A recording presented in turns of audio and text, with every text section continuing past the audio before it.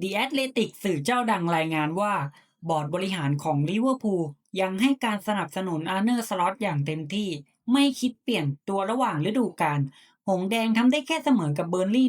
1-1ในเกมพรีเมียร์ลีกสุดสัปดาห์ที่ผ่านมาจนมีแฟนบอลบางส่วนในแอนฟิลด์ส่งเสียงโห่ใส่หลังจบเกมแม้ว่าในอดีตที่ผ่านมาสาวกเรดอาร์มี่จะขึ้นชื่อเรื่องการสนับสนุนทีมสุดกำลังในช่วงลำบากก็ตาม กระแสในครั้งนี้ส่วนหนึ่งมาจากการที่ชาบีอลอนโซแยกทางกับเรอัลมาดริดและมีรายงานว่าเขาสนใจที่จะมาคุมลิเวอร์พูลหากเกิดการเปลี่ยนแปลงอย่างไรก็ตามทาง The Athletic ระบุว่าอาร์เนอร์สล็อตยังคงได้รับการสนับสนุนจาก FSG ซึ่งไม่มีแผนที่จะเปลี่ยนแปลงใดๆในช่วงกลางฤดูกาล